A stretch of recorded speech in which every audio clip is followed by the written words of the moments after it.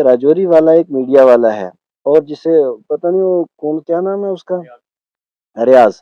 तो एक है मसलन, एक वो तूतड़ा सा हाथ में रखता है और उसके बाद उसका सिर्फ एक काम है, ये हमारे पास पुंछ में यानी 50 मीडिया वाले यहाँ मौजूद है, हमारे शहर में 15-20 लड़के ये काम कर रहे हैं।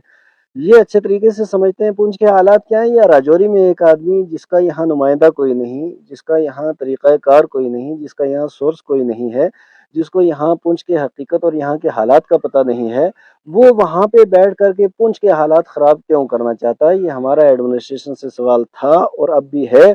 और खुशी की बात यह है कि एसएसपी साहब ने कार्रवाई करते हुए, क्योंकि उसने भी अपने चैनल पे इस वीडियो को चलाया और उसके बाद डिलीट भी किया, और एफआईआर उसके ऊपर लग चुकी है। एफआईआर नंबर 143, 7 तारीख को उसके ऊपर एफआईआर यहाँ लग चुकी है। इंशाल्लाह ताला कोर्ट में वो आएगा और जवाब देना पड़ेगा।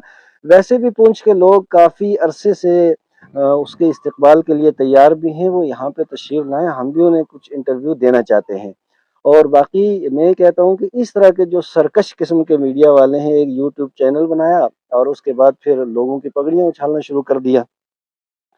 ये मैं यहाँ पे एक बात थोड़ी लंबी हो गई, लेकिन एक बात मैं अर्ज करूंगा कि आखिरकार ये रियाज का ये मकसद क्यों था। यानी कभी वो किसी इज्जत वाले आदमी की पगड़ी उछालता है, कभी किसी की, तो उसका सिर्फ एक वाहिद मकसद था। शरीफ मक्का यानी जिस वक्त तुर्कियों की हुकूमत थी, तो एक नहायत काला किलोटा नहायत बदसूरत आदमी था।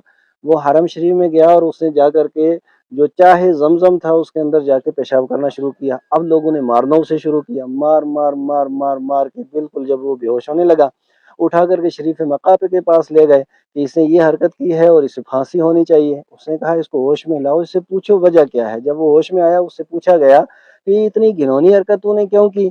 तो वो कहने लगा मुझे जानता कोई नहीं था, बदसूरत मैं था दुनिया भर का, तो मैंने ये हरकत इसलिए की ताकि दुनिया जान जाए ये भी कोई आदमी है।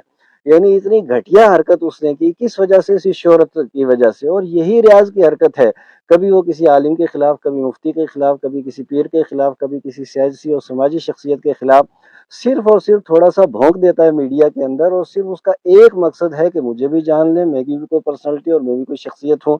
तो अगर आपको मशहूर होना है, आप कारनामा कोई ऐसा कीजिए, कोई काम कीजिए, काम की बुनियाद पर इंसान की पहचान होती है। और फिर सोशल मीडिया में उसने भी सूरह फातिहा पढ़नी शुरू की, तो सूरह फातिहा के जितने हरूफ थे उतनी गलतियां उसमें की। अब वहां भी इस तरीके से यानी बदनाम होंगे तो नाम नहीं होगा, तो ये सूरत हाल उसकी है। तो इसकी भी हम भरपूर तरीके से मजम्मत करते हैं और एडमिनिस्ट्रेशन ने पुंछ को हम मुबारकबाद देते हैं कि उन्होंने कार्रवाई की, और इंशाअल्लाह ताला इस सिलसिले को आगे भी बढ़ाया जाएगा। और कोर्ट के अंदर दावा भी, खैर जो कानूनी कार्रवाई है वो तो इंशाअल्लाह ताला जारी और सारी है और आगे भी रहेगी। इल्म नूर है, इल्म नूर